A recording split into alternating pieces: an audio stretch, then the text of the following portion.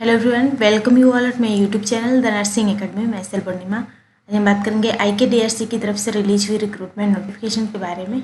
यह notification release किया गया है institute of kidney diseases and research centre की तरफ से, जिसमें यहाँ पर अलग अलग पोस्ट के लिए वैकेंसीज रिलीज किए गए हैं। यहाँ पर हम डिटेल में बात करेंगे nursing superintendent, deputy nursing superintendent, assistant nursing superintendent और स्टाफ नर्स पोस्ट की। तो यहाँ पर staff nurse post advertisement number इतने के अंतर्गत रिलीज किए गए हैं। इसके अलावा deputy nursing superintendent, nursing superintendent और असिस्टेंट नर्सिंग सुपरिटेंडेंट के पोस्ट भी रिलीज किए गए हैं एडवर्टाइजमेंट नंबर इतने के अंतर्गत।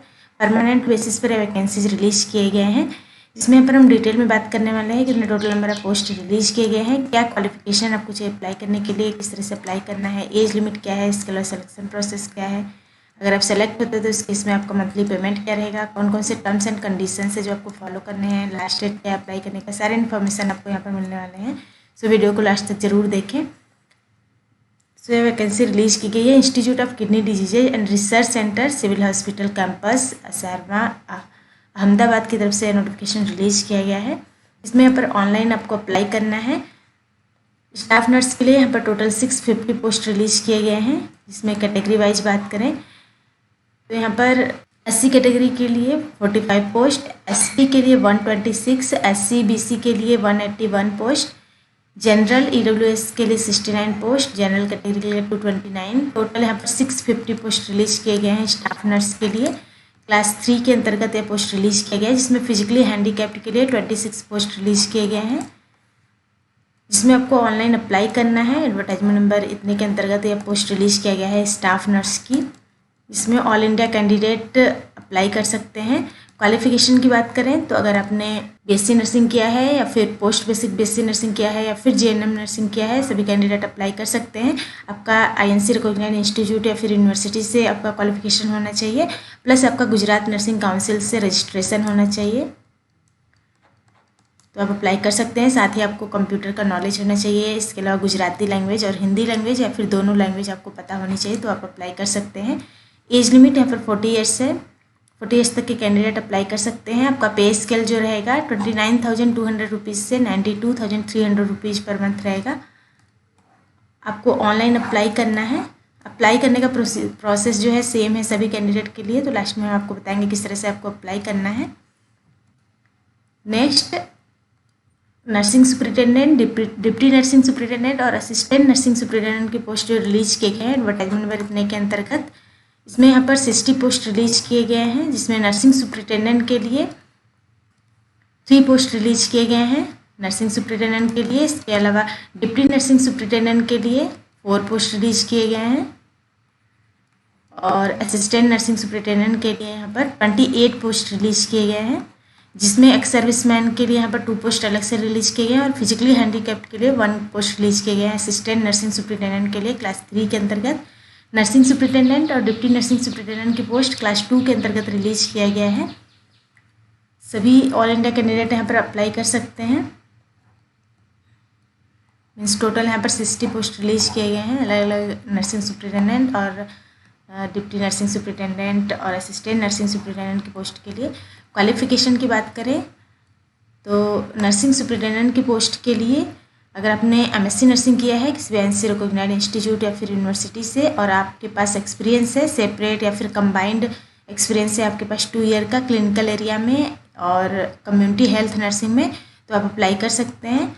इसके अलावा पोस्ट बेसिक BSc नर्सिंग अगर आपने किया है किसी INC रिकॉग्नाइज्ड इंस्टीट्यूट या फिर यूनिवर्सिटी से और आपके पास एक्सपीरियंस है कंबाइंड या सेपरेट एक्सपीरियंस है आपके पास 2 ईयर का क्लिनिकल एरिया में या फिर कम्युनिटी हेल्थ नर्सिंग में, तो आप अप्लाई कर सकते हैं। अगर आपने बेसिक BSc नर्सिंग किया है INC रिकॉग्नाइज्ड इंस्टीट्यूट या फिर यूनिवर्सिटी से और आपके पास 5 ईयर का एक्सपीरियंस है या कंबाइंड फॉर्म में या फिर सेपरेट फॉर्म में क्लिनिकल एरिया और कम्युनिटी हेल्थ नर्सिंग में, तो आप अप्लाई कर सकते हैं। अगर आपने पोस्ट बेसिक डिप्लोमा किया है इन नर्स प्रैक्टिशनर इन मिडवाइफरी किसी भी INC रिकॉग्नाइज्ड इंस्टीट्यूट या फिर यूनिवर्सिटी से और आपके पास 4 ईयर का एक्सपीरियंस है क्लिनिकल एरिया या फिर कम्युनिटी हेल्थ एरिया में या फिर कंबाइंड में, तो आप अप्लाई कर सकते हैं।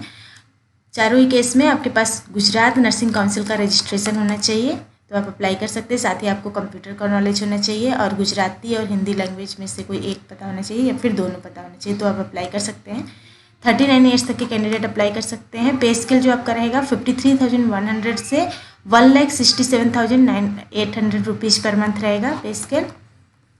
नेक्स्ट, डिप्टी नर्सिंग सुपरिटेंडेंट की पोस्ट के लिए क्वालिफिकेशन में अगर आपने एमएससी नर्सिंग किया है किसी भी रिकॉग्नाइज्ड इंस्टीट्यूट या फिर यूनिवर्सिटी से और आपके पास 1 ईयर का क्लिनिकल एक्सपीरियंस है, कंबाइंड या फिर सेपरेट एक्सपीरियंस है क्लिनिकल एरिया में और कम्युनिटी हेल्थ नर्सिंग में, तो आप अप्लाई कर सकते हैं। अगर आपने पोस्ट बेसिक बीएससी नर्सिंग किया है तो उस केस में आपके पास 1 ईयर का एक्सपीरियंस है अगर क्लिनिकल एरिया में और कम्युनिटी हेल्थ नर्सिंग में या फिर कंबाइंड में, तो आप अप्लाई कर सकते हैं।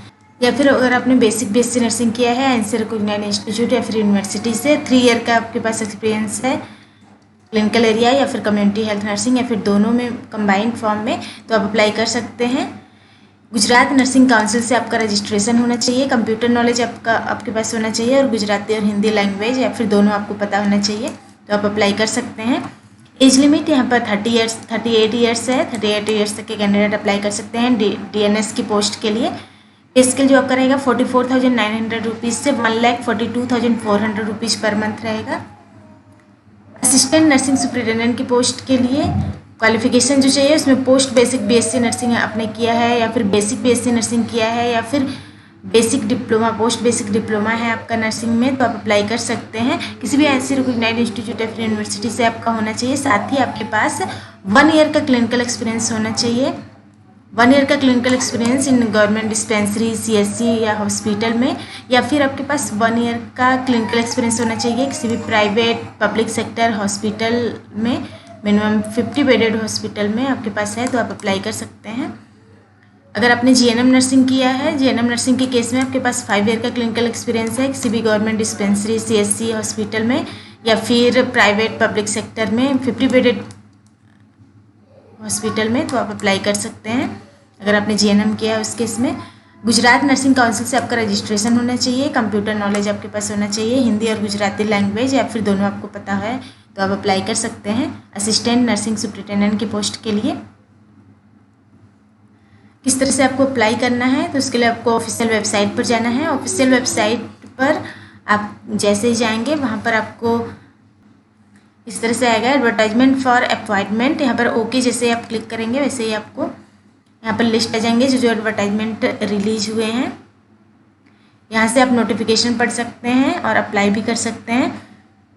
तो अगर आपको अप्लाई करना है नर्सिंग सुपरिटेंडेंट की पोस्ट के लिए, डिप्टी नर्सिंग सुपरिटेंडेंट और असिस्टेंट नर्सिंग सुपरिटेंडेंट की पोस्ट के लिए, तो यहाँ पर एडवर्टाइजमेंट नंबर 3 पर आप क्लिक करेंगे। यहाँ पर नोटिफिकेशन पर क्लिक करके आप नोटिफिकेशन पढ़ सकते हैं, डिटेल्स पढ़ सकते हैं और अप्लाई पर क्लिक करके आप अप्लाई कर सकते हैं। और स्टाफ नर्स की पोस्ट के लिए एडवर्टाइजमेंट नंबर 4 पर आप जैसे ही क्लिक करेंगे नोटिफिकेशन या फिर अप्लाई पर, आप यहाँ से अप्लाई कर सकते हैं और नोटिफिकेशन भी यहाँ से पढ़ सकते हैं डिटेल में। तो आपको ऑनलाइन अप्लाई करना है। ऑनलाइन अप्लाई करने से पहले आपको अपने पास स्कैन किया हुआ अपना फ़ोटोग्राफ और साइन रखना है, तो जिसकी साइज़ होनी चाहिए 15 KB से ज़्यादा नहीं होनी चाहिए फ़ोटोग्राफ की साइज़। कलर्ड फ़ोटोग्राफ आपका रहेगा, recent passport size photograph 15 KB size होगी और सिग्नेचर जो रहेगा आपका 15 KB उसकी भी साइज़ रहेगी। स्कैन जेपीजी फॉर्मेट आपका रहेगा, जेपीजी फॉर्मेट में आपको अपलोड करना है ऑनलाइन अप्लाई जब भी आप कर रहे हैं। सो ऑनलाइन अप्लाई करते टाइम पर आपको अपने डिटेल्स भी भरने रहेंगे, उसमें फिलअप करने रहेंगे, जिसमें एजुकेशनल क्वालिफिकेशन, एज, कास्ट और अदर नेसेसरी सर्टिफिकेट्स के डिटेल्स आपको भरने रहेंगे।